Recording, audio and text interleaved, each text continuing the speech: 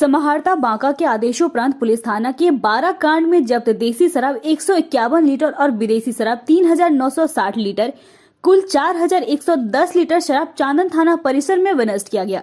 चांदन कांड संख्या 18/22 में ट्रक से बरामद 3960 लीटर शराब का विनिष्टीकरण जब्ती की तिथि से 8 दिनों के अंदर कर लिया गया। विनिष्टीकरण के समय अधीक्षक मदनिषेध पुलिस निरीक्षक कटोरिया आंचल, थाना अध्यक्ष चांदन, पुलिस पदाधिकारी कटोरिया, बेलर और सुइया थाना के पदाधिकारी उपस्थित रहे।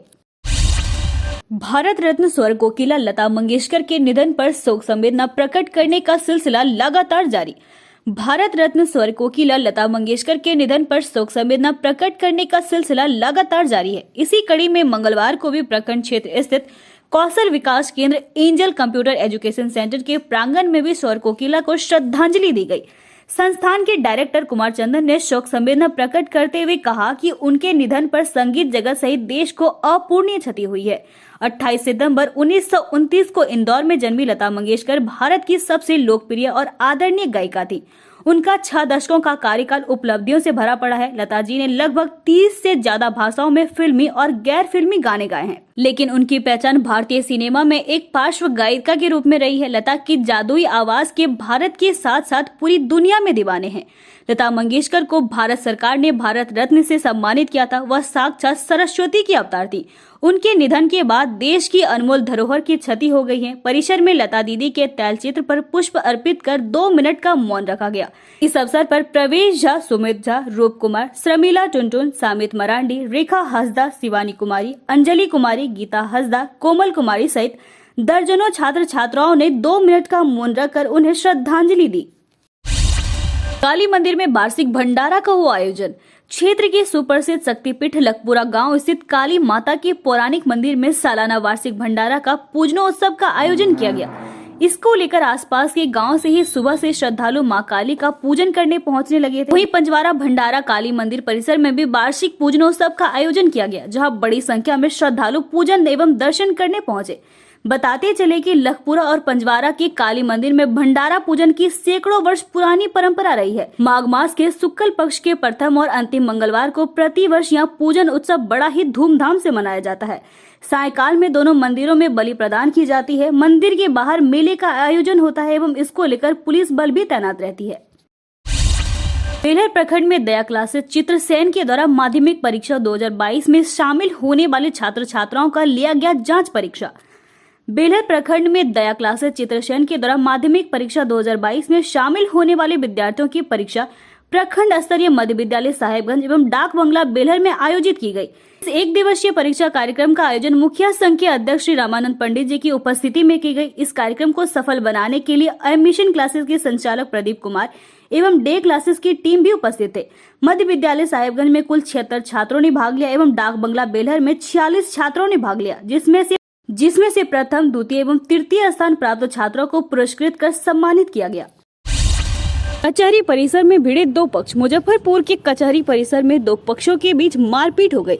इसमें पहले 2 महिला आपस में भिड़ गई। इसके बाद दोनों महिलाओं के साथ कचहरी पहुंचे लोग एक दूसरे के साथ उलझ गए। देखते ही देखते दोनों पक्षों के बीच मारपीट शुरू हो गई। इससे सड़क पर अफरा तफरी की स्थिति बन गई। परिसर की सुरक्षा में तैनात जवानों ने पक्षों को समझा बुझाकर हंगामे को शांत कराया। इस दौरान एक पक्ष की महिला ने अपने ननद व अन्य पर मारपीट का आरोप लगाया। बेतिया निवासी महिला ने आरोप लगाया कि मेरे पति मुझ पर गलत धंधा करने के लिए दबाव बनाते हैं। इसके बाद वह कर्जा निवासी पति को छोड़कर मायके चली गई। मामले की शिकायत पुलिस से की गई। पुलिस ने उसे गिरफ्तार कर लिया। वहीं दूसरे पक्ष की महिला ने आरोप लगाया कि बेतिया निवासी महिला ने अपने प्रेमी के साथ शादी करने के लिए पति पर गलत आरोप लगाकर उसे फंसा दी है। पति के जेल जाने के बाद वह प्रेमी के साथ रह रही है। दोनों ने एक दूसरे पर गंभीर आरोप लगाए। करीब 20 मिनट तक दोनों के बीच नोकझोंक होती। कर्मियों ने हर क्षेत्र से समझा बुझाकर मामले को शांत कराया। इसके बाद दोनों पक्ष वहां से चले गए। मामले में किसी ने पुलिस से शिकायत नहीं की है। 4-5 लाख रुपया उसके लिए लूट करके बर्बाद कर दी। दोस्त यार के चक्कर में मेरा भाई धंधे वाली है, ये लड़के में भी व्यापार करती है। एक रात से 2 रात के लिए 10 से 20 हजार रुपया लड़की लेती है। ये अच्छा मोटा घर पार्टी को पकड़ती है, ये छोटा मोटा से नहीं पकड़ती है। तो जाएगा जाने दीजिए।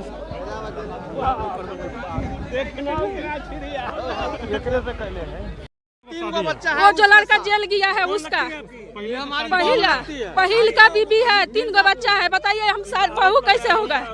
कि हमारे नाम से जमीन लिखो हैं। आई भाग दौड़ में रहती थी तो उसके साथ साथ मेरा लड़का भी इसको कंट्रोल करने के लिए लाता था।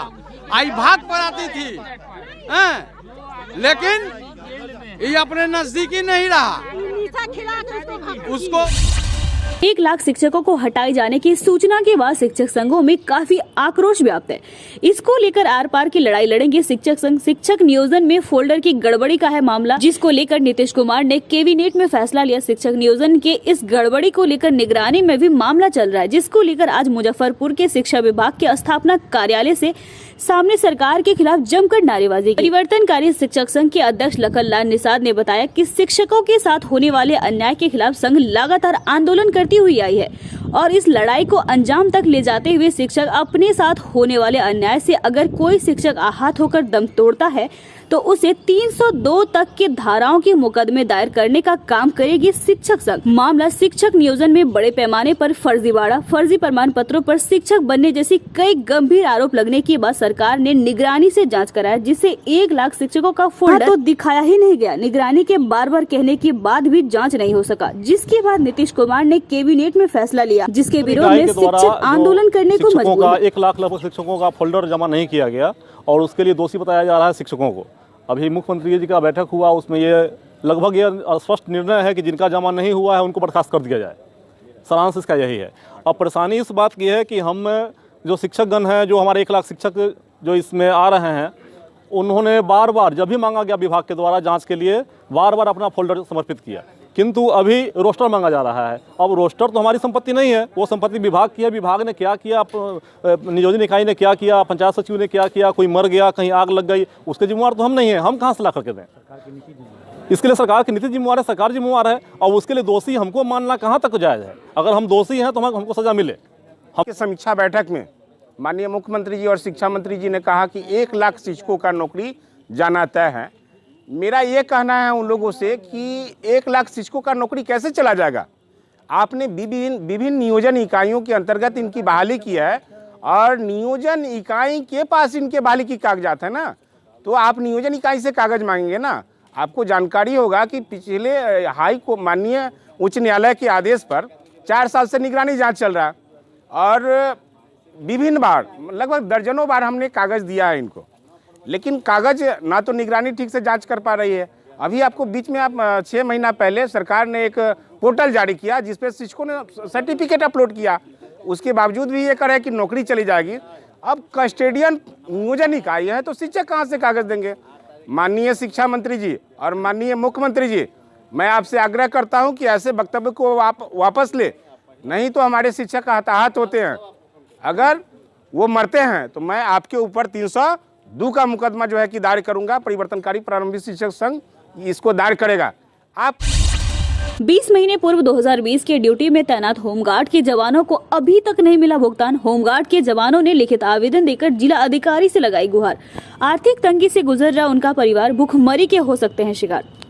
तटबंध सुरक्षा ड्यूटी मुजफ्फरपुर के गंडक नदी के बांधों को सुरक्षा व सीतामढ़ी के रूनी सैदपुर में बागमती और दरभंगा के कमला बलान नदी के तटबंधों के सुरक्षा में होमगार्ड के जवानों को ड्यूटी पर 2020 में लगाया गया था। उस समय काफी दिनों तक दिन रात एक करके सुरक्षा में होमगार्ड के जवानों ने काम किया, पर यह भुगतान नहीं होने से होमगार्ड के जवानों के साथ उनके परिवार के लोगों को आर्थिक तंगी का शिकार होना पड़ा। स्थिति अब उनके परिवार में भुखमरी होने वाली है, जिससे तंग आकर आज होमगार्ड के जवानों ने सामूहिक आवेदन देकर भुगतान कराने का अनुरोध किया है, जिस आवेदन में सभी होमगार्ड के जवानों का हस्ताक्षर है। ऐसे होमगार्ड की संख्या लगभग 370 के आसपास है। मामला यह है कि श्रीमान आपदा प्रबंधक के आदेशानुसार और जिला डिस्ट्रिक्ट कमांडेंट के आदेशानुसार बांध सुरक्षा ड्यूटी में ऐसे जवानों को 345 जवानों को लगाया गया, जिसमें ऐसे मुजफ्फरपुर में बूढ़ी गंडक, रूनी सैदपुर में ऐसे बागमती